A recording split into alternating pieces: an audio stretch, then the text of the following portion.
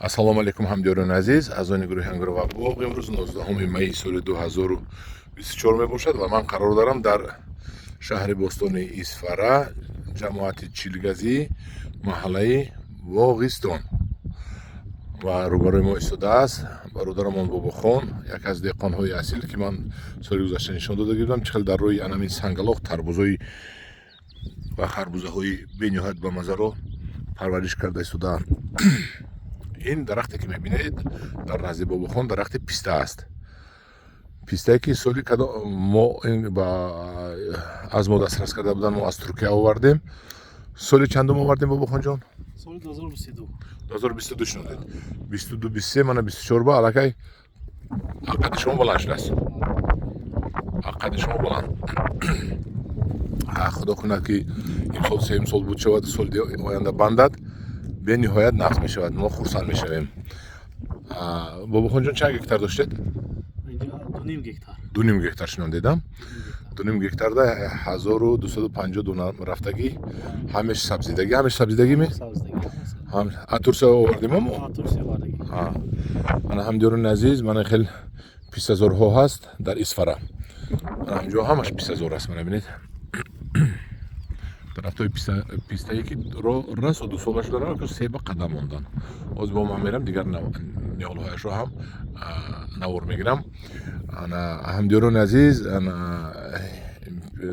бинед ки дар санглоқ писта чӣ хел нағз мерӯидааст. Умуман писта санглоқро дӯст медорад.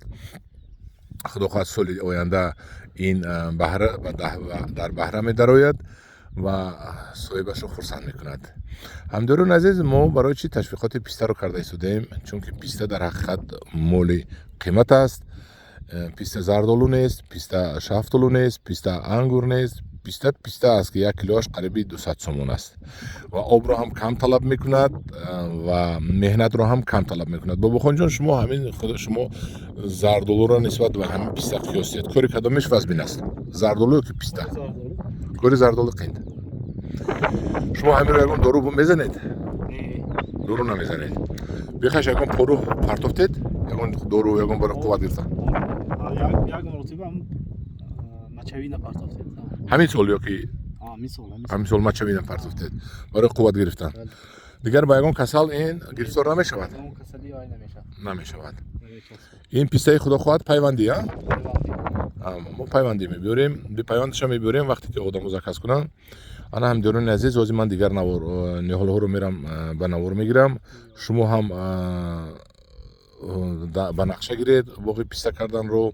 дар моҳи ноябр аз мо дархост кунед, мо аз Туркия ба шумо дастрас мекунем, мебиёрем. писта бениҳоят хубӣ бисёр дорад.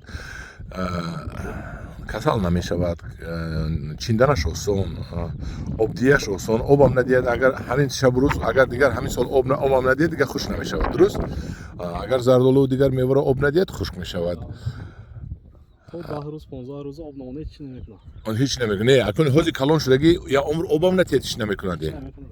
ин я акун дигар обам натиҳад, чӣ намекунад? хай пистаро чӣ таъриф кунам бода шумо? як ҳоҷи Фаррухи ҷӯраи мо аз ноҳияи Қумсангир ҷайҳун 1 тонна овардан 150 сом фурӯхтан. ин гуҷою пули писта гуҷою пули себу пули зардолу гуҷо. албатта ин пули ин зур, албатта пули ин беҳтарин. ҳозир ман бо дигарош рафта нишон диҳам ба шумо. мана инам бинед, ниҳолҳои беҳтарин калон шудааст. аллакай дар 3 сол 2 сол аллакай қадди одам хеста, 3 сол ая одам баланд шуданд. ин худо хоҳад 4 сол ба мебандад. ҳаминҷо бояд бандад. ҳаминҷо бояд бандад. насиб мо ба умед ҳастем ки соли оянда дар ин ниҳолҳо ҳеҷ ҳам набудад як нишонаи 100 грамм 200 грамм бинем. ҳоли формировка додагӣ не. ҳоли мо боз пистаро формировкашро нишон медиҳем.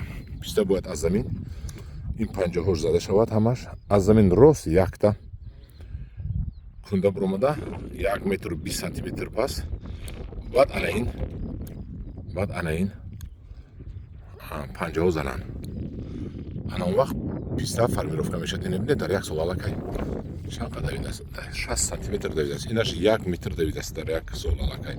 Ин ҳоли ин дар 1-2 моҳи баҳор ҳоли ин медавад меравад. Ҳей осмон ба ҳамин сол худаш. Мана бо дар Исфара писта мана ҳамдиёрони азиз, кадоме мегӯяд ки мепурсад ки дар Исфара мешавад намешавад. Мо худо хоҳад 1 сол бисёр 2 сол пас тасдиқ мекунем ки дар Исфара чӣ хел писта мешавад. ва худи ҳамин сокинони Исфара ҳам гуфта иштагиянд ки она пушти кӯҳба пистаҳои худрӯй ҳастанд ва мебанданд, бисёр мебанданд.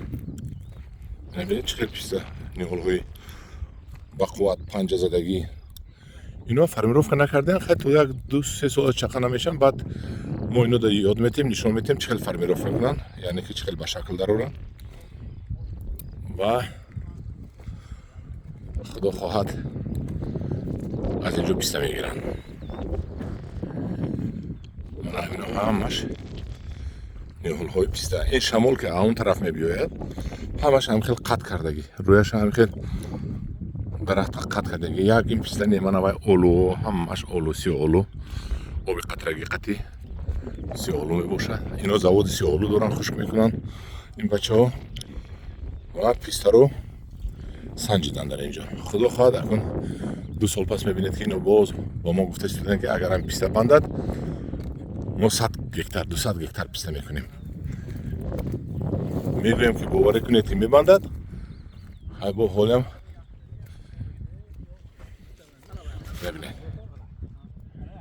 мебинед чӣ қадар аз қади ман баланд. қади ман 1.92 аст. ин аллакай 2.5 шудааст. ин аллакай 2.5 шудааст. ин баландияш 2.30 шудааст. дидед? ана ҳамдиёрони азиз, дар паноҳи худо бошед. худо нигаҳбони шумо бошад. пистазор кунед, пистазор кунед. кадом чӣ қадар барвақт пистазор мекунад, ҳавай мебурад. дер пистазор кардагӣ бӯй метиҳад. чунки 4-5 сол мегузарад то ин писта дар баҳра даромадан. ина бинед чӣ хел арӯсак шудагӣ. ина бинед. хай ҳамдиёрони азиз, дар паноҳи худо бошед, бо гурӯҳи Ангурӯ ва Боғ бошед. ба кадом писта дар кор аст ба ман барояд, ман маслиҳат мекунем ва худо хоҳад баҳори оянда писта мебиёрем ниҳолаш аз Туркия пайвандӣ.